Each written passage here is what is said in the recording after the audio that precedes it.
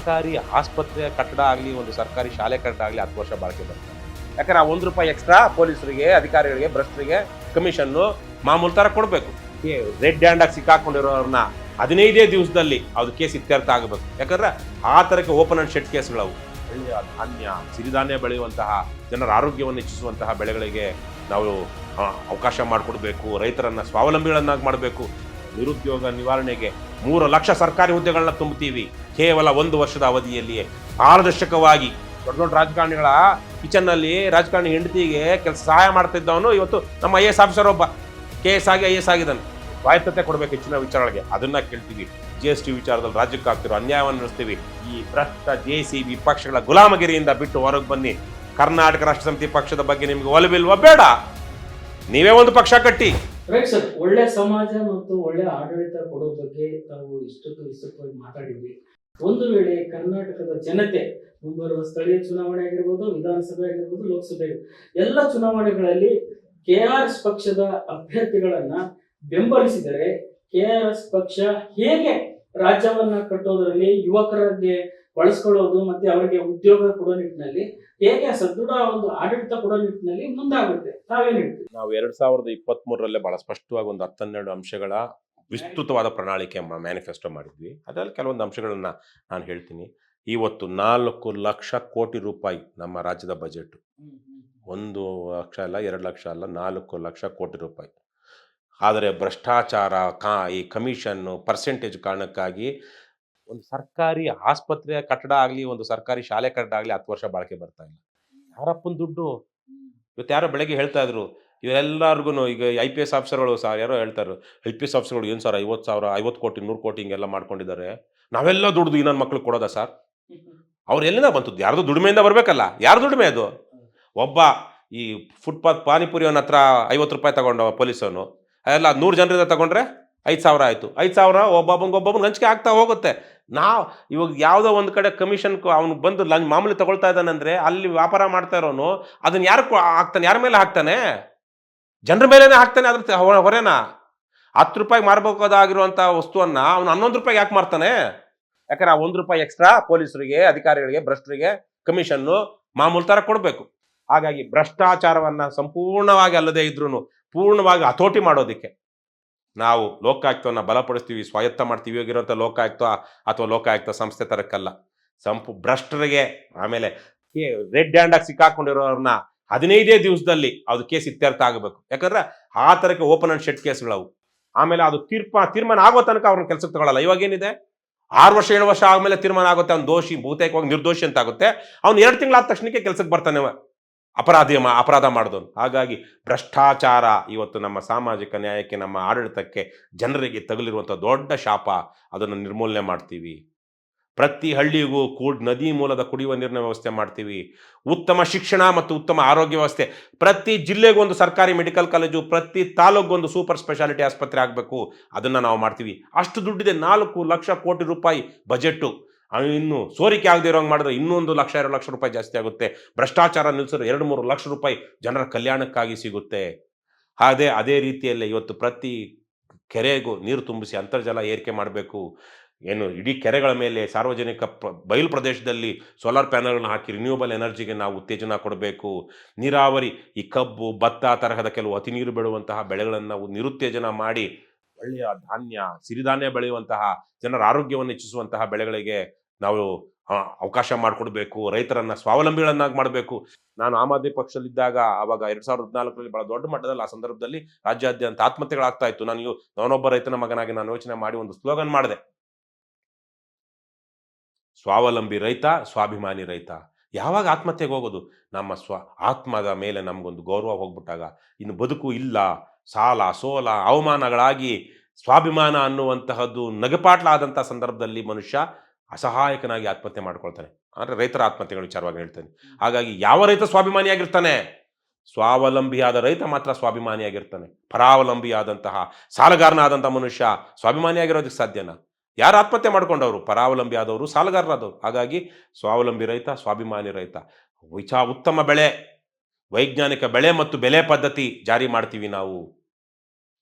ಹೀಗೆ 10 ನಿರುದ್ಯೋಗ ನಿವಾರಣೆಗೆ 3 ಲಕ್ಷ ಸರ್ಕಾರಿ ಹುದ್ದೆಗಳನ್ನ ತುಂಬುತ್ತೀವಿ ಕೇವಲ 1 ವರ್ಷದ ಅವಧಿಯಲ್ಲಿಯೇ ಪಾರದರ್ಶಕವಾಗಿ ಹೇಗೆ ಗೋವಿಂದೇಗೌಡರು 1 ಲಕ್ಷ ಸರ್ಕಾರಿ ಶಾಲಾ ಶಿಕ್ಷಕರನ್ನ ನೇಮಕಾತಿ ಮಾಡಿದ್ರು 1999ರಲ್ಲಿ, ಆ ರೀತಿಯಲ್ಲಿ ಪಾರದರ್ಶಕವಾಗಿ 3 ಲಕ್ಷ ಸರ್ಕಾರಿ ಹುದ್ದೆಗಳನ್ನ ತುಂಬ್ತೀವಿ. KPSC ಅನ್ನುವಂಥ ಪರಮ ಭ್ರಷ್ಟ ಸಂಸ್ಥೆ ಅಲ್ಲಿ ಎಲ್ಲೆಲ್ಲ ಪುಂಡ್ರು ಪೋಖ್ರಿಗಳು ಈ ರಾಜಕಾರಣಿಗಳ ಮನೆ ಇದರಲ್ಲೇನು ಕಿಚನ್ನಲ್ಲಿ ಬಂದು ಸಹಾಯ ಮಾಡ್ತಿದ್ದಂಥವ್ರು, ನನಗೆ ಗೊತ್ತಿದೆ, ಅವನ ಹೆಸರು ಬೇಕಾದ್ರೆ ಹೇಳ್ಬಲ್ಲೆ, ಅವರೆಲ್ಲ IAS ಆಫೀಸರ್ಗಳಾಗಿದ್ದಾರೆ. ಇವತ್ತು ದೊಡ್ಡ ದೊಡ್ಡ ರಾಜಕಾರಣಿಗಳ ಕಿಚನ್ನಲ್ಲಿ ರಾಜಕಾರಣಿ ಹೆಂಡತಿಗೆ ಕೆಲಸ ಸಹಾಯ ಮಾಡ್ತಿದ್ದವನು ಇವತ್ತು ನಮ್ಮ IAS ಆಫೀಸರ್ ಒಬ್ಬ KS ಆಗಿ IAS ಆಗಿದ್ದಾನೆ, KPSC ಭ್ರಷ್ಟ ಸಂಸ್ಥೆಯ ಮೂಲಕ. ಹಾಗಾಗಿ ಅಂತ KPSCಯನ್ನು ಸ್ವಚ್ಛ ಮಾಡಿ ಒಂದು ಪಾರದರ್ಶಕವಾದ ಆಡಳಿತ ಅಥವಾ ನೇಮಕಾತಿ, ಭ್ರಷ್ಟ 2 ಕೋಟಿ ದುಡ್ಡು ಕೊಡಬೇಕು ಒಂದು SI ಆಗ್ಬೇಕು ಅಂದ್ರೆ ಅವ್ನು ಯಾವನೋ ಅಮೃತ್ ಪಾಲ್ ಅಂತ ಜೈಲಿಗೆ ಹೋಗಿರ್ಲಿಲ್ವಾ? ದೇಶದ್ರೋಹಿ. ಇವರು ದೇಶದ್ರೋಹಿ, ಭ್ರಷ್ಟರು, ದೇಶದ್ರೋಹಿಗಳು, ಭ್ರಷ್ಟಾಚಾರ, ಅಕ್ರಮ, ಅನ್ಯಾಯ ಮಾಡ್ತಿರುವಂತವರು ಭಯೋತ್ಪಾದಕರು ನಮ್ಮ ದೇಶದಲ್ಲಿ. ಈಗ ಬೇರೆ ಇನ್ಯಾರು, ಅದು ಸೈನ್ಯ ಇದೆ, ಬೇರೆ ವ್ಯವಸ್ಥೆ ಇದೆ, ಆದರೆ ದೇಶದೊಳಗಡೆ ಇರುವಂಥ ದೇಶದ್ರೋಹಿಗಳಿಲ್ವಾ? ದೇಶದೊಳಗಡೆ ಇರುವಂಥ ಭಯೋತ್ಪಾದಕರಿಲ್ವಾ? ಇವತ್ತು ನಮ್ಮ ತೆರಿಗೆ ಹಣದಲ್ಲಿ ನಮ್ಮ ಸಂಬಳಕ್ಕೆ ಕೂಲಿಗಿರುವಂಥವ್ರು ಪೊಲೀಸರು, ನಮಗಾಗಿರುವಂಥ ಅನ್ಯಾಯ, ನಮ್ಮ ಮನೆಯಲ್ಲಾಗಿರುವಂಥ ಕಳ್ಳತನ, ನಮ್ಮವ್ರ ಮೇಲಾಗಿರುವಂಥ ದೌರ್ಜನ್ಯ, ಕೊಲೆ, ಇದ್ರ ಬಗ್ಗೆ ತನಿಖೆ ಮಾಡಿ ಶಿಕ್ಷೆ ಆಗುವಂತಹ ವ್ಯವಸ್ಥೆ ಅಂದರೆ ಪೊಲೀಸ್ ವ್ಯವಸ್ಥೆ. ನಮ್ಮ ಸಂಬಳದಲ್ಲಿರುವಂಥದ್ದು. ಪೊಲೀಸ್ ಸ್ಟೇಷನ್ಗೆ ಹೋಗ್ಬೇಕು ಅಂದರೆ ಭಯ ಪಟ್ಕೊಂಡು ಹೋಗ್ಬೇಕು. ಒಬ್ಬ ತಾಯಿಯಾದವಳು ತನ್ನ ಅಪ್ರಾಪ್ತ ವಯಸ್ಸಿನ ಮಗಳ ಮೇಲೆ ಅತ್ಯಾಚಾರ ಆಗಿದೆ, ನ್ಯಾಯ ಕೊಡಿಸಿ ಕೇಸ್ ಹಾಕಿ ಅಂತ ಹೋದರೆ ಆ ಪೊಲೀಸ್ ಸ್ಟೇಷನಲ್ಲಿ ಕೂತ್ಕೊಂಡಿರುವಂಥ ಒಬ್ಬ ರಾಕ್ಷಸಿ SI 1 ಲಕ್ಷ ಲಂಚ ಕೇಳ್ತಾಳೆ. ಕೊನೆಗೆ 50,000ಕ್ಕೆ ಬರ್ತಾಳೆ. ಕೊನೆಗೆ ಅದು ಕಂಪ್ಲೇಂಟ್ ಆಗಿ ಇವತ್ತು ಅವಳು ಅಬ್ಸ್ಕಂಡಾಗಿದ್ದಾಳೆ. ಅಬ್ಸ್ಕಂಡಾಗಿಲ್ಲ, ಯಾವುದೋ ಪೊಲೀಸ್ನ ಮನೇಲೇ ಇರ್ತಾಳೆ. ಯಾಕಂದ್ರೆ ಅವಳನ್ನ ಹಿಡಿಯೋದಕ್ಕೆ ಈ ಪೊಲೀಸರಿಗೆ ಯೋಗ್ಯತೆ ಇಲ್ಲ, ಆಸಕ್ತಿ ಇಲ್ಲ. ಯಾಕಂದ್ರೆ ಇವರು ಅವರೇ ಅಲ್ವಾ ಪ್ರೊಟೆಕ್ಟ್ ಮಾಡ್ತಾ ಇದ್ದಾರೆ. ಅವನೊಬ್ಬ ಸುನೀಲು ಯಾವುದೋ ಒಂದು ಹೆಣ್ಮಗಳು ಬಂದರೆ ಅವಳ ಜೊತೆಗೆ ನೀನು ಮದುವೆ ಮಾಡ್ಕೊಳ್ತೀನಿ ಅಂತ ಹೇಳಿ ದುರ್ಬಳಕೆ ಮಾಡ್ಕೊಂಡು ಅದೇನು ಮಾಡ್ಕೊಂಡು ಅಂತೇನೋ ಹೇಳಿದ್, ಅದ್ಯಾವುದೋ ಅವಳದು ವಿಡಿಯೋ ತೋರಿಸ್ಕೊಂಡು ಬ್ಲಾಕ್ ಮೇಲ್ ಮಾಡ್ದು ಅಂತ ಹೇಳ್ತಾರಲ್ವಾ. ಅವನವನು ಇನ್ಸ್ಪೆಕ್ಟ್ರು ಇತ್ತೀಚೆಗೆ ಸಸ್ಪೆಂಡ್ ಆದ್ನಲ್ಲ, ಅವನ್ನೇನು ಹಿಡಿದಿದ್ದಾರೆ ಇಲ್ಲಿ ತನಕ ಪೊಲೀಸರು. ಆರಾಮಾಗಿ ಅವನೆಲ್ಲ ಓಡಾಡ್ತಾ ಇರ್ತಾನೆ, ಅರೆಸ್ಟೇ ಮಾಡೋದಿಲ್ಲ ಇವರು. ಅರೆಸ್ಟ್ ಮಾಡಬೇಕಾಗಿತ್ತು, ಆದರೆ ಅವರು ತಪ್ಪಿಸಿಕೊಂಡಿದ್ದಾರೆ, ನಾಪತ್ತೆಯಾಗಿದ್ದಾರೆ. ಯಾರು ಬೇಕಾದ್ರೂ ಪಟ್ಟಂತ ದೊಡ್ಡ ಹೈ ಪ್ರೊಫೈಲ್ ಕೇಸ್ ಆಗಿ ಅರ್ಧ ದಿವಸದಲ್ಲಿ ಹೇಳ್ಕೊಂಡು ಬಂದು ನಿಲ್ಲಿಸ್ಬಿಡ್ತಾರೆ. ಏನು ಫೋನಲ್ಲಿ ಟ್ರ್ಯಾಕ್ ಮಾಡ್ತಾರೆ, GPS ಅಲ್ಲಿ ಟ್ರ್ಯಾಕ್ ಮಾಡ್ತಾರೆ, ಟೋಲ್ CCTV ತಗೊಳ್ತಾರೆ, ಸುತ್ತಮುತ್ತ ಇರೋ ಮನೆಗಳು CCTV ಎಲ್ಲ ತಗೊಂಡು ಅನಲೈಸ್ ಮಾಡ್ತಾರೆ, ಆರ್ಟಿಫಿಷಿಯಲ್ ಇಂಟೆಲಿಜೆನ್ಸ್ ಬಳಸ್ಕೊಳ್ತಾರೆ, ಎಲ್ಲ ಬಳಸ್ಕೊಂಡು ಕ್ರಿಮಿನಲ್ನ ಟ್ರ್ಯಾಕ್ ಮಾಡಿ ಹೇಳ್ಕೊಂಡು ಬರ್ತಾರೆ. ಇವ್ರನ್ನ ಯಾಕಪ್ಪ ಹೇಳ್ಕೊಂಡು ಬರೋಕ್ಕಾಗಿಲ್ಲ? ಸೊ ಹಾಗಾಗಿ ಇದೆಲ್ಲ ಆ ಪೊಲೀಸ್ ವ್ಯವಸ್ಥೆಯನ್ನು ನಾವು ಸಂಪೂರ್ಣವಾಗಿ ಸ್ವತಂತ್ರ ಮಾಡ್ತೀವಿ. IAS IPS ಆಫೀಸರ್ಗಳೇ ಇರಬಾರ್ದು, ನಮ್ಮ ರಾಜ್ಯದವರೇ ಇರಬೇಕು. ಆ ಥರದ ಒಂದು ವ್ಯವಸ್ಥೆಯನ್ನು ಕೇಳ್ತೀವಿ. ಒಕ್ಕೂಟ ಸರ್ಕಾರ ಇದು ರಾಜ್ಯಗಳಿಗೆ ಪ್ರಾದೇಶಿಕ ಇದಕ್ಕೆ ಸ್ವಾಯತ್ತತೆ ಕೊಡಬೇಕು ಹೆಚ್ಚಿನ ವಿಚಾರಗಳಿಗೆ, ಅದನ್ನ ಕೇಳ್ತೀವಿ. GST ವಿಚಾರದಲ್ಲಿ ರಾಜ್ಯಕ್ಕೆ ಆಗ್ತಿರೋ ಅನ್ಯಾಯವನ್ನು ನಡೆಸ್ತೀವಿ.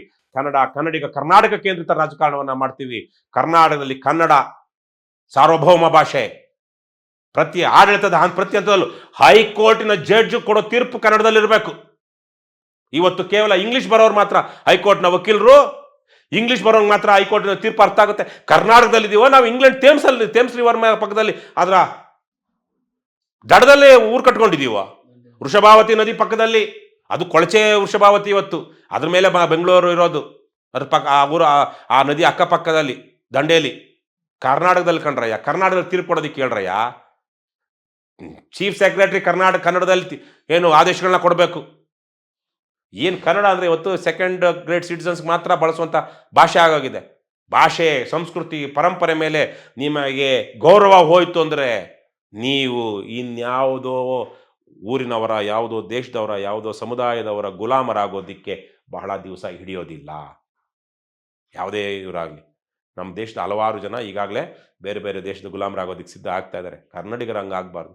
ಸೊ ಹಾಗಾಗಿ ಇವೆಲ್ಲ ವಿಚಾರಗಳ ಬಗ್ಗೆ ನಾವು ಭಾಳ ಸಮಗ್ರವಾದಂಥ ಒಂದು ಕಲ್ಪನೆ ಇದೆ, ಸಮಗ್ರವಾದಂತಹ ವಿಚಾರಗಳನ್ನು ನಾವು ಪ್ರಣಾಳಿಕೆಯ ಮೂಲಕ ಬರೆದಿಟ್ಟಿದ್ದೀವಿ. ಇವೆಲ್ಲವನ್ನು ನಾವು ಮಾಡ್ತೀವಿ. ಬೇರೆ ಯಾವ ಪಕ್ಷವು, ವಿಶೇಷವಾಗಿ JCB ಅಂತ ಸ್ಥಾಪಿತ ವಂಶಪಾರಂಪರ್ಯ ಭ್ರಷ್ಟ ರಾಜಕೀಯ ಪಕ್ಷಗಳಿವೆಲ್ಲ, ಅದರಿಂದ ಸಾಧ್ಯನೇ ಇಲ್ಲ. ತಿರಸ್ಕರಿಸಿ ನಾವು ಇನ್ನೂ ಸಮಾನ ಮನಸ್ಕ ಪಕ್ಷಗಳ ಜೊತೆ ಸೇರಿಕೊಂಡು ಚುನಾವಣೆ ನಿಲ್ಲೋದಕ್ಕೂ ಸಹ ಮುಕ್ತವಾಗಿದ್ದೀವಿ. ಗಂಭೀರವಾಗಿ ಈ ಸಣ್ಣ ಪುಟ್ಟ ಪಕ್ಷಗಳು ಅಂತ ಏನೋ ಅವ್ರು ಅಂದ್ಕೊಳ್ತಾರಲ್ಲ, ನೀವೆಲ್ಲ ದೊಡ್ಡ ಪಕ್ಷಗಳು ಕಂಡ್ರೆ ಒಂದು ರಾಜಕೀಯ ಪಕ್ಷ ಮಾಡೋದು ಸುಲಭ ಅಲ್ಲ. ಧೈರ್ಯವಾಗಿ ಚುನಾವಣೆಯನ್ನು ಎದುರಿಸಿ ಬನ್ನಿ. ಯಾವ್ಯಾವುದೋ BJP ಗುಮ್ಮ ತೋರಿಸಿ ಕಾಂಗ್ರೆಸ್ ಸಪೋರ್ಟ್ ಮಾಡಬೇಕು ಅಂತ ಒಂದ್ಸಲ ಅಂದ್ಕೊಳ್ಳೋದು, ಅಥವಾ BJP ದುಡ್ಡು ಕೊಟ್ಟರೆ BJP ಜೊತೆ ಹೋಗ್ಬಿಡೋದು, ಲೇವಾದೇವಿ ರಾಜಕಾರಣ. ನೀವು ಹೇಳಿದ್ರಲ್ಲ, ಹೋರಾಟಗಾರರು, ಮಾರಾಟಗೊಂಡ ಹೋರಾಟಗಾರರು, ಮಾರಾಟ ಮಾಡುತ್ತಿರುವ ಹೋರಾಟಗಾರಲ್ಲ, ಮಾರಾಟಗೊಂಡ ಸೋಲ್ಡ್ ಹೋರಾಟಗಾರರು. ಹಾಗಾಗಿ ಅಂತಹ ರಾಜಕೀಯ ಪಕ್ಷಗಳು ಆಗಬೇಡಿ, ಬನ್ನಿ. ಅವೆಲ್ಲ ಒಂದಷ್ಟು ಸಮಾನ ಮನಸ್ಕ ಪಕ್ಷಗಳು ಅನ್ಯಾಯದ ವಿರುದ್ಧ, ಅಕ್ರಮದ ವಿರುದ್ಧ, ಭ್ರಷ್ಟಾಚಾರದ ವಿರುದ್ಧ ಹೋರಾಟ ಮಾಡ್ತಿರೋರ ಜೊತೆಗೆ ಸೇರಿ ನಾವು ಚುನಾವಣೆಗಳು ಎದುರಿಸೋಣ. ಈ JCB ಪಕ್ಷದ ದುರಾಡಳಿತಗಳನ್ನು ಕೊನೆಗೊಳಿಸೋಣ. ಒಂದು ಸಮೃದ್ಧ ಕರ್ನಾಟಕವನ್ನು, ಬಸವಣ್ಣನವರ ಆಶಯಗಳ ತರಹದ ಒಂದು, ಬಸವಣ್ಣ ಎಲ್ಲಿ ಕಲ್ಯಾಣದಲ್ಲಿದ್ದಂಥವ್ರು, ಅದಕ್ಕೆ ನಾವು ಕಲ್ಯಾಣ ಕರ್ನಾಟಕ ಅಂತೀವಿ. ಕಲ್ಯಾಣ ಕರ್ನಾಟಕ 4-5 ಜಿಲ್ಲೆಗಳ ಕರ್ನಾಟಕ ಅಲ್ಲ, ಇಡೀ ರಾಜ್ಯವೇ ಕಲ್ಯಾಣ, ವೆಲ್ಫೇರ್ ಸ್ಟೇಟ್ ಆಗಬೇಕು. ಅದ್ರ ಜೊತೆಗೆ ಸರ್ವೋದಯ. ಕುವೆಂಪು ಅವರು ಏನು ಹೇಳ್ತಾರೆ? ಕ್ಷಯಿಸ ಶಿವೇತರ ಕೃತಿ ಕೃತಿಯಲ್ಲಿ, ಮೂಡಲಿ ಮಂಗಳ ಮತಿ ಮತಿಯಲ್ಲಿ, ಕವಿ ಋಷಿ ಸಂತರ ಆದರ್ಶದಲ್ಲಿ, ಸರ್ವೋದಯವಾಗಲಿ ಸರ್ವರಲ್ಲಿ. ಅಂತಹ ಒಂದು ಸದ್ಭಾವನೆ, ಸದಾಶಯಗಳ ಒಂದು ಸರ್ವೋದಯ ಕರ್ನಾಟಕವನ್ನು ಕಟ್ಟೋಣ. ಅದನ್ನು ಕಟ್ತಾರ ಇವರು, ಈ BJP ಕಳ್ಳರು, ಕಾಂಗ್ರೆಸ್ ಕಳ್ಳರು, JDSನ ಭ್ರಷ್ಟರು? ಸಾಧ್ಯವೇ ಇಲ್ಲ. ನೋಡ್ತಾ ಇದ್ದೀವಲ್ಲ. ಬಿಡಿ, ಜಾತಿ ಕಾರಣಕ್ಕಾಗೋ, ಕೋಮು ಕಾರಣಕ್ಕಾಗೋ, ಇನ್ಯಾವುದೋ ದುರ್ಭಾವನೆಗಳ ಕಾರಣಕ್ಕಾಗಿ ಅಷ್ಟೇ ನೀವು ಇವರನ್ನ ಬೆಂಬಲಿಸ್ತಾ ಇರುವಂತಹದ್ದು. ಬಿಡಿ, ಅದನ್ನು ಬಿಟ್ಟು ಕರ್ನಾಟಕ ರಾಷ್ಟ್ರ ಸಮಿತಿ ಪಕ್ಷಕ್ಕೆ ಬನ್ನಿ, ಸದಸ್ಯತ್ವ ತಗೊಳ್ಳಿ, ನಾಯಕರಾಗಿ ಚುನಾವಣೆಗೆ ನಿಂತ್ಕೊಳ್ಳಿ. ಏನು ಅವನ ದುಡ್ಡಿರೋನೇ ಚುನಾವಣೆ ನಿಂತ್ಕೊಳ್ಬೇಕಾಗಿರೋದು. ಸಂಪತ್ತಿಗೆ ಸವಾಲು ಹಾಕಿ, ಭ್ರಷ್ಟರ, ದುಷ್ಟರ ಅಕ್ರಮ ಸಂಪತ್ತಿಗೆ ಸವಾಲು ಹಾಕಿ ರಾಜಕಾರಣಕ್ಕೆ ಬನ್ನಿ. ನಿಮಗೆ ಬೇಕಾದಂಥ ನಾಯಕತ್ವ ತರಬೇತಿಯನ್ನ, ವಿಚಾರವನ್ನ, ಹೋರಾಟದ ರೀತಿ ನೀತಿಗಳನ್ನ ಕರ್ನಾಟಕ ರಾಷ್ಟ್ರ ಸಮಿತಿ ಪಕ್ಷ ಕಲಿಸಿಕೊಡುತ್ತೆ. ನಾಯಕರಾಗಿ ರೂಪುಗೊಳ್ಳಿ. ಯಾವುದೋ ತುಂಬ ಬಡ ಕುಟುಂಬದಿಂದ ಬಂದಂತಹ ನಿಜಲಿಂಗಪ್ಪನವರು ರಾಜ್ಯದ ಮುಖ್ಯಮಂತ್ರಿ ಆದರು. ಬಡ ಕುಟುಂಬದಿಂದ ಬಂದಂತಹ ದೇವೇಗೌಡರು ದೇಶದ ಪ್ರಧಾನಮಂತ್ರಿ ಆದರು. ಅಲ್ಲೆಲ್ಲೋ ಚಾಯ್ ಮಾರ್ತಾ ಇದ್ರು ನಮ್ಮ ಕುಟುಂಬದವರು ಅಂತ ಹೇಳ್ತಿದ್ದಂಥ ನರೇಂದ್ರ ಮೋದಿ ಇವತ್ತು ಪ್ರಧಾನಮಂತ್ರಿ ಆಗಿದ್ದಾರೆ. ಲಾಲ್ ಬಹದ್ದೂರ್ ಶಾಸ್ತ್ರಿ ಅಂತವ್ರು ಆದರು. ಎಂತಹ ಸುಮ್ಮನೆ ನಾವು ಒಳ್ಳೆಯವರು ಕೆಟ್ಟವರು ರಾಜಕಾರಣದಲ್ಲಿ ಇದ್ದೇ ಇರ್ತಾರೆ, ಇಲ್ಲ ಅಂತಲ್ಲ. ಆದರೆ ಅವರ ಹಿನ್ನೆಲೆಯನ್ನು ನೋಡಿ. ಇನ್ನು ಮುಂದಕ್ಕೆ ಬರುವಂಥವ್ರು ಬರೀ ದುಡ್ಡಿರುವಂಥವ್ರು ಮಾತ್ರ ಆಗ್ತಾರೆ. ದುಡ್ಡು ಅದು ಯಾವುದೇ ರೀತಿ ತಲೆ ಹೊಡೆದಾದ್ರೂ ಸರಿ, ತಲೆ ಹಿಡ್ದಾದ್ರೂ ಸರಿ, ಕೊಲೆ ಮಾಡಾದ್ರೂ ಸರಿ, ದುಡ್ಡು ಮಾಡಿರೋರು ರಾಜಕೀಯಕ್ಕೆ ಬಂದ್ಬಿಟ್ಟಿದ್ದಾರೆ ಆಲ್ರೆಡಿ. ಹಾಗಾಗಿ ಅವ್ರನ್ನ ಇದನ್ನ ಎದುರಿಸಬೇಕು ಅಂದರೆ ಸಾಮಾನ್ಯ ಹಿನ್ನೆಲೆಯ ಜನ, ಹಣ ಹಂಚದೆ, ಹೆಂಡ ಕುಡಿಸ್ದೆ, ದುರ್ಭಾವನೆಗಳನ್ನು ಇಟ್ಟುಕೊಳ್ಳದೆ ರಾಜಕೀಯಕ್ಕೆ ಬರಬೇಕು ಅಂತ ಅವರು ಸವಾಲು ಹಾಕಬೇಕು. ನಾನು 5 ಚುನಾವಣೆಗಳಲ್ಲಿ ಸೋತಿದ್ದೇನೆ. ರವಿಕೃಷ್ಣಾರೆಡ್ಡಿ 5 ಚುನಾವಣೆಗಳಲ್ಲಿ ಸೋತಿದ್ದಾನೆ. ಚುನಾವಣೆಗಳಲ್ಲಿ ಸೋತಿದ್ದಾನೆ, ಜನ ಅವನ್ನ ಆಯ್ಕೆ ಮಾಡಿಲ್ಲ. ಆದರೆ ಜೀವನದಲ್ಲಿ ನಾವು ಸೋತಿಲ್ಲ, ಸತ್ತಿಲ್ಲ. ಇವತ್ತು ರವಿಕೃಷ್ಣಾರೆಡ್ಡಿ ರಾಜ್ಯದ ಸಾವಿರಾರು ಲಕ್ಷಾಂತರ ಜನರ ಹೃದಯದಲ್ಲಿದ್ದಾನೆ. ಅವ್ರಿಗೊಂದು ಧೈರ್ಯ ಸ್ಫೂರ್ತಿಯಾಗಿದ್ದಾನೆ. ನನಗೆ ಗೊತ್ತಿದೆ ಅದು. ಬದುಕ್ರಯ್ಯ. ಆ ಥರಕ್ಕೆ ಬನ್ನಿ. ಯಾವನೋ ದುಡ್ಡಿದ್ದ ಒಂದು ದೊಡ್ಡ ಮನುಷ್ಯ ಸಾಹೇಬ್ರು ಹೋಗಿ ಪುಡಿ ಸಾಬಿ, ಕರೀಂ ಸಾಬು, ಬಿಳಿ ಸಾಬ ಎಲ್ಲ ಹೋಗಾಯ್ತು. ಈಗ ನಾವೇ ಮಾಲೀಕರು. ಪ್ರಜಾಪ್ರಭುತ್ವದಲ್ಲಿ ಪ್ರಜೆಗಳೇ ಮಾಲೀಕರು. ಕುಟುಂಬ ರಾಜಕಾರಣ ಇರುವಂತಹ ಪಕ್ಷಗಳಲ್ಲಿ ನೀವು ಗುಲಾಮರು, ಜೀತದಾಳುಗಳು. ಬಿಟ್ಟು ಬನ್ನಿ. ಕುವೆಂಪು ಅವರು ಹೇಳಿದ್ರಲ್ವಾ, ಗುಡಿ ಚರ್ಚು ಮಸೀದಿಗಳ ಬಿಟ್ಟು ಹೊರ ಬನ್ನಿ, ಭಾರತಾಂಬೆಯ ತಾಯಿ ನಮಗಿಂದು ಪೂಜಿಸುವ ಅಂತ ಬನ್ನಿ ಅಂತೇನೋ ಒಂದು ಹೇಳ್ತಾರಲ್ಲ. ಆ ರೀತಿಯಲ್ಲಿ ಈ ಭ್ರಷ್ಟ JCB ಪಕ್ಷಗಳ ಗುಲಾಮಗಿರಿಯಿಂದ ಬಿಟ್ಟು ಹೊರಗೆ ಬನ್ನಿ. ಕರ್ನಾಟಕ ರಾಷ್ಟ್ರ ಸಮಿತಿ ಪಕ್ಷದ ಬಗ್ಗೆ ನಿಮ್ಗೆ ಒಲವಿಲ್ವಾ? ಬೇಡ, ನೀವೇ ಒಂದು ಪಕ್ಷ ಕಟ್ಟಿ. ಅಥವಾ ನಿಮ್ಗೆ ಇಷ್ಟ ಇರುವಂತ ಇನ್ನೊಂದು ಇದೇ ತರದ ಸತ್ಯ, ನ್ಯಾಯ, ನೀತಿಗಾಗಿ ಹೋರಾಟ ಮಾಡ್ತಿರೋ ಇನ್ನೊಂದು ಪಕ್ಷವನ್ನು ಬೆಂಬಲಿಸಿ. ಅದು ಬಿಟ್ಟು ಭ್ರಷ್ಟ ಪಕ್ಷಗಳನ್ನೇ ಬೆಂಬಲಿಸ್ತೀರಾ. ಅಯ್ಯೋ, ಅವ್ರು ಬಿಟ್ಟರೆ ಬೇರೆ ಇನ್ಯಾರಿದ್ದಾನೆ? ಅಪ್ಪ ಆದವನು, ಮಗ ಆದವನು. ನಮ್ಮಲ್ಲಿ ಅರೇಂಜ್ ಮ್ಯಾರೇಜ್ ವ್ಯವಸ್ಥೆಯಲ್ಲಿ ನಾನು ಕೇಳ್ತೀನಿ, ಮಗಳಿಗೆ ಮದುವೆ ಸಿಕ್ತು, ಒಂದು ಗಂಡಿಲ್ಲ ಅಂತ ಸುಮ್ಮನೆ ಕೂತಿರ್ತಾನೆ, ಹುಡ್ಕಲ್ವ ಊರೆಲ್ಲ. ತನ್ನ ಕಾಯಿಲೆ ಅಂದಾಗ ಒಬ್ಬ ಡಾಕ್ಟರ್ ಇಲ್ಲ ಅಂತ ಸುಮ್ಮನೆ ಇರ್ತಾನೆ, ಬೇರೆ ಎಲ್ಲ ಹೋಗಲ್ವಾ? ಏನು ನಮ್ದು ದೊಡ್ಡ ದುಡ್ಡಿರೋರು ಸಿಂಗಾಪುರ್ಗೆಲ್ಲ ಹೋಗಲ್ವಾ ಚಿಕಿತ್ಸೆಗೆ? ಅದು ಕೊಡುತ್ತೀರಾ? ರಾಜಕೀಯ ಪಕ್ಷ ಒಳ್ಳೆಯವನು ಯಾರಿದ್ದಾನೆ ಅಭ್ಯರ್ಥಿ ನಮ್ಮ ಕ್ಷೇತ್ರದಲ್ಲಿ, ನಮ್ಮ ರಾಜ್ಯದಲ್ಲಿ ಒಂದು ಒಳ್ಳೆ ಪಕ್ಷ ಯಾವುದಿದೆ ಹುಡ್ಕೋದಿಕ್ಕೆ ಕಷ್ಟನಾ?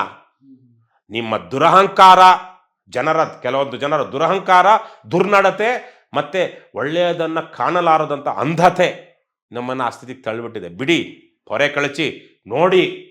ನನಗೆ ಗೊತ್ತಿದೆ ರಾಜ್ಯದಲ್ಲಿ ಎಷ್ಟು ಜನ ಒಳ್ಳೆಯವರಿದ್ದಾರೆ, ಹೋರಾಟಗಾರರಲ್ಲಿ ಎಷ್ಟು ಜನ ಒಳ್ಳೆಯವರಿದ್ದಾರೆ, ಎಷ್ಟೆಲ್ಲ ಜನ ತಮ್ಮ ಶ್ರಮ ತ್ಯಾಗ ಮಾಡಿ ನಾಡನ್ನು ಕಟ್ತಾ ಇದ್ದಾರೆ. ನನಗೆ ಗೊತ್ತಿದೆ. ನನಗೆ ಅವರೆಲ್ಲರ ಬಗ್ಗೆ ಗೌರವ ಇದೆ. ಎಲ್ಲ ರಾಜಕಾರಣಿಗಳು ಕೆಟ್ಟವ್ರೆ, ರಾಜಕಾರಣನೇ ಕೆಟ್ಟದ್ದು, ದುರಹಂಕಾರ. ಹೌದು, ಇವತ್ತು JCB ಪಾರ್ಟಿಗಳಲ್ಲಿರುವಂಥವ್ರು ಬಹುತೇಕರು ಭ್ರಷ್ಟರು, ಅಯೋಗ್ಯರಿದ್ದಾರೆ. ಆದರೆ ಅಲ್ಲಿರೋ ಯೋಗ್ಯರಿಗೂ ಸ್ವಲ್ಪ ಧೈರ್ಯ ಸಾಲದು. ಅದಕ್ಕೆ ಧೈರ್ಯ ಇರುವಂಥ KRS ಪಕ್ಷ ಅಂತಿದೆ. ಇದೇ ಥರ ಹಲವಾರು ಪಕ್ಷಗಳಿದೆ. ನಮ್ಗೆ ಅವ್ರಿಗೆ ಕೆಲವೊಂದು ಸಣ್ಣ ಪುಟ್ಟ ಸೈದ್ಧಾಂತಿಕ ಭೇದಗಳಿರ್ಬೋದು, ಅದಕ್ಕಾಗಿ ನಾವು ಸೇರಿಲ್ಲ. ಆದರೆ ನಾವು ಜೊತೆಗೆ ಸೇರೋದಕ್ಕೂ, ಕೆಲಸ ಮಾಡೋದಕ್ಕೂ, ಸಮಾನ ಆಸಕ್ತರ ಜೊತೆಗೆ ಮುಕ್ತವಾಗಿದ್ದೀವಿ. ಅದೇ ರೀತಿಯಲ್ಲಿ ನೀವು ನೋಡಿ, ಬೆಂಬಲಿಸಿ ಅವರನ್ನು. KRS ಪಕ್ಷ ಬೇಡವಾ? ಕಮ್ಯುನಿಸ್ಟ್ರನ್ನ ಬೆಂಬಲಿಸಿ, ಅಥವಾ ಇನ್ಯಾವುದೋ ಮಹಿಮಾ ಪಟೇಲ್ರನ್ನ ಬೆಂಬಲಿಸಿ, ಆಮ್ ಆದ್ಮಿ ಪಾರ್ಟಿ ಬೆಂಬಲಿಸಿ, ಲೋಕಸತ್ತಾ ಬೆಂಬಲಿಸಿ, ರೈತ ಸಂಘವನ್ನು ಬೆಂಬಲಿಸಿ. ಏನು JCBಗೆ ಓಟ್ ಹಾಕ್ಬೇಕಾ? JDS, ಕಾಂಗ್ರೆಸ್, BJPಗೆ ಓಟ್ ಹಾಕ್ಬೇಕಾ? ಬೇಡ, ನೋಟಾಗಿ ಓಟ್ ಹಾಕಿ. ನಿಮ್ಗೆ KRS ಪಕ್ಷದವನು ಸರಿ ಇಲ್ಲ, ನಾನು ಪರಮ ಪವಿತ್ರ ನನ್ನ ಓಟು KRS ಪಕ್ಷದವ್ರಿಗೂ ತಗೊಳಕ್ ಯೋಗ್ಯತೆ ಇಲ್ಲ, ನೋಟಾಗಿ ಹಾಕ್ತೀನಿ, ಹಾಕಿ. ಅದೊಂದು ವಿರೋಧದ ದಾಖಲಾಗುತ್ತೆ. ನಾವು ಕಷ್ಟಪಡ್ತೀವಿ, ಮುಂದಿನ ಸಲಕ್ಕೆ ನಿಮ್ಮ ಓಟನ್ನು ಪಡ್ಕೊಳ್ಳೋದಕ್ಕೆ ಬೇಕಾದಂಥ ರೀತಿಯಲ್ಲಿ ನಾವು ಕಷ್ಟಪಡ್ತೀವಿ. ನಂಬಿಕೆ ಬಂದಿಲ್ಲ ನಿಮಗೆ, ಬೇಡ. ನೀವೇ ದೊಡ್ಡ ಮನುಷ್ಯರು ಇರ್ಬೋದು, ನೀವೇ ಪರಮ ಪವಿತ್ರರು ಇರಬಹುದು. ಮುಂದಿನ ಸಲಕ್ಕೆ ನಿಮ್ಮ ಪರಮ ಪವಿತ್ರರಾದಂಥ ನೀವೂ ಸಹ ನಮ್ಮನ್ನು ಗೌರವಿಸುವಂಥ ಒಂದು ಅದನ್ನ ಈಗ ಮಾಡಿ. ಇದು ಮಾಡಿದ್ರೆ ಮಾತ್ರ ಬದಲಾಗುತ್ತೆ, ದೇಶ ಉದ್ಧಾರ ಆಗುತ್ತೆ, ನಾಡು ಉಳಿಯುತ್ತೆ. ಇಲ್ಲಾಂದ್ರೆ ಬರಲಿರುವ ದಿನಗಳಲ್ಲಿ ಇವತ್ತಿರುವಂಥ ನಾಯಕತ್ವ ಇವರು ಒಂದೇ ದಿವಸಕ್ಕೆ ತಮ್ಮ ಚಾಪೆ ಮಡ್ಚ್ಕೊಂಡು ಓಡೋಗುವಂಥವ್ರು. ಬಾಂಗ್ಲಾದಲ್ಲಿ, ನೇಪಾಳಲ್ಲಿ ನೋಡಿದ್ವಲ್ಲ, ಯಾವ ನಾಯಕತ್ವ ಉಳೀತು? ಇವ್ರು ಯಾರನ್ನು ಅಂತ ದಿನಗಳಲ್ಲಿ ತಪ್ಪಿಸ್ಕೊಂಡು ಓಡಾಡುವಂಥ ಕ್ಷುದ್ರ ಜೀವಿಗಳು ಇವತ್ತಿರುವಂಥ ನಮ್ಮ ನಾಯಕರು. ನೀವು ಒಂದು ನೆನಪಿಸ್ತಾ ಇದ್ದೀನಿ ಜನಕ್ಕೆ, ಇವತ್ತಿನ ಭ್ರಷ್ಟ ವ್ಯವಸ್ಥೆ ಎಷ್ಟು ಭಯ ಪಟ್ಟಿದೆ ಅಂದರೆ, ಬೆಂಗಳೂರಿನಲ್ಲಿರುವಂತಹ ಫ್ರೀಡಂ ಪಾರ್ಕ್ ಜಾಗ ಏನು ಹೋರಾಟಗಳಿಗೆ ಅಂತ ಮೀಸಲಿಟ್ಟಿದ್ದಾರೋ ಅದನ್ನ ಇವತ್ತು ಭದ್ರಕೋಟೆಯನ್ನಾಗಿ ಮಾಡಿದ್ದಾರೆ. ಇಡೀ ಇದರಲ್ಲಿ ಏನು ಸುಬೇದಾರ್ ಛತ್ರಂ ರೋಡ್ ಅಲ್ವಾ, ಅದು ರೇಸ್ ಕೋರ್ಸ್ ರೋಡು, ಆ ಇಡೀ ರಸ್ತೆಯಲ್ಲಿ KR ಸರ್ಕಲ್ನಿಂದ ಇದ್ರ ತನಕ ಫ್ರೀಡಂ ಪಾರ್ಕ್ ಮುಂದೆ ಬರುವಂಥದ್ದು ಇದಕ್ಕೆ ಪೂರ್ತಿಯಾಗಿ ಗೋಡೆ ತರಕ್ಕೆ ದೊಡ್ಡ ಇದು ಏನು ಕಬ್ಬಿಣದ ಸಲಾಕೆಗಳನ್ನು ಹಾಕಿದ್ದಾರೆ. ಈ ಕಡೆಯಿಂದ ಆ ಕಡೆ ಬರೋದಕ್ಕಾಗ್ಬಾರ್ದು, ಮುಂದ್ಗಡೆ ಇದ್ರ ಹತ್ರ ಲಾಕ್ ಮಾಡಿದ್ದಾರೆ, ಗೇಟ್ ಹಾಕಿದ್ದಾರೆ. ಆ ಫ್ರೀಡಂ ಪಾರ್ಕ್ ಒಳಗಡೆ ಪೂರ್ತಿಯಾಗಿ ದೊಡ್ಡ ಇದು ಏನು ಕಾಂಪೌಂಡ್ ನಿಲ್ಲಿಸ್ಬಿಟ್ಟಿದ್ದಾರೆ, ಕಬ್ಬಿಣದ ಕಾಂಪೌಂಡ್ ಸರಳುಗಳು ಹಾಕಿ. ಹಿಂದ್ಗಡೆ ಒಂದು ಅಲ್ಲಿ ಇದ್ರ ಹತ್ರ ಯಾವ್ದು ಹೋಮ್ ಸೈನ್ಸ್ ಕಾಲೇಜ್ ಹತ್ರ ಒಂದು ಗಾಡಿ ಅಡ್ಡ ಹಾಕಿದ್ರೆ ಒಳಗಡೆ ಬಂದಿರೋ ಮಿಕಾ ಒಬ್ಬನು ಆಚೆಗೆ ಬರೋದಕ್ಕಾಗೋದಿಲ್ಲ. ಅದ್ರ ಜೊತೆಗೆ ದೊಡ್ಡ ವಾಟರ್ ಕ್ಯಾನನ್ಸ್, ಜಲಫಿರಂಗಿಗಳನ್ನ ಇಟ್ಕೊಂಡು ಅಲ್ಲಿ ಕಾವಲು ಕಾಯ್ತಾ ಇದ್ದಾರೆ. ವ್ಯವಸ್ಥೆ ಭಯ ಪಟ್ಟಿದೆ, ಯಾಕಂದ್ರೆ ಪೊಲೀಸರಿಗೂ ಗೊತ್ತಿದೆ ಇವತ್ತು ಜನ ತುದಿಗಾಲ ಮೇಲೆ ನಿಂತಿದ್ದಾರೆ. ನಾವು ಮಾಡ್ತಿರುವಂಥ ಆಕ್ರಮಣಗಳು, ನಮ್ಮ ದುರಾಡಳಿತ, ನಮ್ಮ ಭ್ರಷ್ಟಾಚಾರ, ರಾಜಕಾರಣಿಗಳ ದುರ್ನಡತೆ, ಇವೆಲ್ಲದಿಂದ ಜನ ಏನು ಬೆಂಕಿ ಮೇಲೆ ಕೂತಂಗಿದ್ದಾರೆ. ಯಾವ ಬೇಕಾದ್ರೆ ಏನಾದ್ರು ಆಗಬಹುದು ಅಂತ ನಾವು ಅದಕ್ಕೆ ಹೇಳ್ತಾ ಇದ್ವಿ. ಅಂಥದ್ದು ಯಾವುದೂ ಅವಕಾಶ ಕೊಡಬೇಡಿ. ನೀವು ಜನ ಒಳ್ಳೆಯವ್ರನ್ನ ಆಯ್ಕೆ ಮಾಡ್ಕೊಳ್ಳಿ, ಅಂಥದ್ದು ಯಾವುದೂ ಆಗೋದಿಲ್ಲ. ಅಧಿಕಾರಿಗಳು, ರಾಜಕಾರಣಿಗಳು ಅಷ್ಟೇ ಒಳ್ಳೆಯವ್ರಾಗ್ರಯ್ಯ, ಒಳ್ಳೆ ಸಂಬಳ ಸಿಗ್ತಾ ಇದೆ, ಸಂಬಳದಲ್ಲಿ ಬದುಕ್ರಯ್ಯ, ಮನಮರ್ಯಾದೆಯಿಂದ ಬದುಕ್ರಯ್ಯ, ನೆಮ್ಮದಿ ಇರುತ್ತೆ ಕಣ್ರಪ್ಪ. ನಿಮ್ಮ ಮಕ್ಕಳು ನಮ್ಮಪ್ಪ ಒಳ್ಳೆ ಪ್ರಾಮಾಣಿಕ ಅಧಿಕಾರಿ ಆಗಿದ್ದ, ಯಾರಾದರೂ ನೋಡಿ ನಮ್ಮಪ್ಪ ದುಡ್ಡು ಮಾಡ್ದ ಅಂತ ಹೇಳ್ತಾನೋ, ನಮ್ಮಪ್ಪ ಪ್ರಾಮಾಣಿಕ ಅಧಿಕಾರಿ ಆಗಿದ್ದ ಅಂತ ಹೇಳಕ್ ಇಷ್ಟಪಡ್ತಾನೋ? ದುಡ್ಡು ಮಾಡಿರ್ಬೋದು, ಅದನ್ನ ಹೇಳ್ತಾನ? ಹೇಳಲ್ಲ, ಹೇಳ್ಕೊಳ್ಳಲ್ಲ. ನಾವು ಶ್ರೀಮಂತರು ಅಂತಾರೆ. ನಮ್ಮಪ್ಪ ಹೆಂಗ್ ದುಡ್ಡು ಮಾಡ್ದ ಅಂತ ಹೇಳ್ತಲ್ಲ, ಹೇಳಲ್ಲ. ಇನ್ನು ಭ್ರಷ್ಟಾಧಿಕಾರಿಗಳ ಮಕ್ಕಳು ನಮ್ಮಪ್ಪ ಅಲ್ಲಾಸ್ತಿ ಮಾಡ್ದ, ಇಲ್ಲಾಸ್ತಿ ಮಾಡ್ದ, ಅಪರೂಪ. ಅದು ನಮ್ಮಪ್ಪ my father was a great man ಅಂತಾರೆ. He was very honest, he didn't make any property but still we love him, we are proud of him ಅಂತಾರೆ. ಅದೇ ಈ ಕಳ್ಳ ದುಡ್ಡು ಮಾಡಿರುವಂಥ ಮಕ್ಕಳು ಅದೇನೋ ಸಿಗರೇಟ್ ಸೇದ್ಕೊಂಡು, ಡ್ರಗ್ಸ್ ತೆಗೆದುಕೊಂಡು, ಇಲ್ಲೆಲ್ಲ ಮಾಡಿಕೊಂಡು ಇದ್ದಾರೆ, ಬಹಳ ಜನ ಇದ್ದಾರೆ. ಸಂಖ್ಯೆ ಪ್ರಾಮಾಣಿಕ ಅಧಿಕಾರಿಗಳ ಮಕ್ಕಳು ಒಳ್ಳೆಯ ಸ್ಥಾನಗಳಿಗೆ ಹೋಗುವಷ್ಟು ಭ್ರಷ್ಟ ಅಧಿಕಾರಿಗಳ ಮಕ್ಕಳು ಹೋಗೋದಿಲ್ಲ. ಪ್ರಾಮಾಣಿಕ ಅಧಿಕಾರಿಗಳ ಮಕ್ಕಳಿಗಿಂತ ಹೆಚ್ಚಿನ ಸಂಖ್ಯೆಯಲ್ಲಿ ಭ್ರಷ್ಟ ಅಧಿಕಾರಿಗಳ ಮಕ್ಕಳು ದುರ್ವ್ಯಸನಗಳಿಗೆ ಬಲಿಯಾಗ್ತಾರೆ. ಇಷ್ಟೇನ್ರಪ್ಪ. ನೀವು ನಿಮ್ಮ ಮಕ್ಕಳನ್ನ ಬದುಕೋಬೇಕು ಅಂತಿರೋ, ನಿಮ್ಮ ಮಕ್ಕಳನ್ನ ಹಾಳು ಮಾಡ್ಕೊಳ್ಬೇಕು ಅಂತಿರೋ, ಅದು ನಿಮಗೆ ಬಿಟ್ಟಿದ್ದು. Right sir. ಇಷ್ಟೊತ್ತು ತಮ್ಮ ಸುದೀರ್ಘಾವಧಿಯ ಒಂದು ಪಯಣದಲ್ಲಿ ತಮ್ಮ ವೈಯಕ್ತಿಕ ಜೀವನದ ಯಶೋಗಾಥೆ ಜೊತೆಗೆ KRS ಪಕ್ಷದ ಏನು ಮುಂದಿನ ಆಶಯಗಳು ಮತ್ತು ರಾಜಕಾರಣದಲ್ಲಿ KRS ಪಾರ್ಟಿಯ ಪ್ರಮುಖ ಪಾತ್ರ, ಹೆಜ್ಜೆಗಳ ಬಗ್ಗೆ ಸುದೀರ್ಘವಾಗಿ ನಮ್ಮ ಸ್ಟುಡಿಯೋದಲ್ಲಿ ಮಾತಾಡಿದ್ದೀರಾ. ಸೊ ಮತ್ತೊಮ್ಮೆ ಈ ನಾಡಿನ ಪರವಾಗಿ ಮತ್ತು ನಮ್ಮ MCN ಮೀಡಿಯಾ ನ್ಯೂಸ್ ಪರವಾಗಿ ತಮಗೆ ತುಂಬ ಧನ್ಯವಾದಗಳು ಸರ್. ನಿಮಗೂ, ನಿಮ್ಮ ವೀಕ್ಷಕರಿಗೂ, ನಿಮ್ಮ MCN ಮೀಡಿಯಾ ಸಂಸ್ಥೆಗೂ ಸಹ ನಾನು ಶುಭಾಶಯಗಳನ್ನು ಹೇಳ್ತಾ, ಒಳ್ಳೆಯದರ ಜೊತೆಗಿರಿ, ಒಳ್ಳೆಯದನ್ನು ಬೆಂಬಲಿಸಿ. ನಾನೊಂದು ಪುಸ್ತಕದ ತರ್ಜುಮೆ ಮಾಡಿದ್ದೆ, ಅದರಲ್ಲಿ ಅದು ಪುಸ್ತಕದ ಟೈಟಲೇ ಒಳ್ಳೆಯದನ್ನೇ ಮಾಡಿ, ಏನೇ ಆಗಲಿ ಒಳ್ಳೆಯದನ್ನೇ ಮಾಡುತ್ತಲೇ ಇರಿ. ಅದು ನಿಮ್ಮನ್ನು ಕಾಪಾಡುತ್ತೆ, ನಾಡನ್ನು ಕಾಪಾಡುತ್ತೆ. ಧನ್ಯವಾದಗಳು. ಎಸ್, ನೋಡಿದ್ರಲ್ಲ ವೀಕ್ಷಕರೇ, ಸುದೀರ್ಘವಾಗಿ ರವಿಕೃಷ್ಣ ರೆಡ್ಡಿ ಅವರು 1 ಗಂಟೆಗಳ ಕಾಲ ನಮ್ಮ ಜೊತೆ ಅವರ ರಾಜಕೀಯ ಮತ್ತು ವೈಯಕ್ತಿಕ ಜೀವನದ ಯಶೋಗಾಥೆಯನ್ನು ವಿಸ್ತೃತವಾಗಿ ನಮ್ಮ ಜೊತೆ ಮಾತನಾಡಿದ್ದಾರೆ. ಸೊ ಇದೇ ರೀತಿ ಮುಂದಿನ ಎಪಿಸೋಡ್ನಲ್ಲಿ ಮತ್ತೊಬ್ಬ ವಿಶೇಷ ಅತಿಥಿಯೊಂದಿಗೆ ನಿಮ್ಮ ಮುಂದೆ ಬರ್ತೀನಿ. ಅಲ್ಲಿವರೆಗೂ ನೋಡ್ತಾ ಇರಿ MCN ಮೀಡಿಯಾ ನ್ಯೂಸ್. ನಮಸ್ಕಾರ.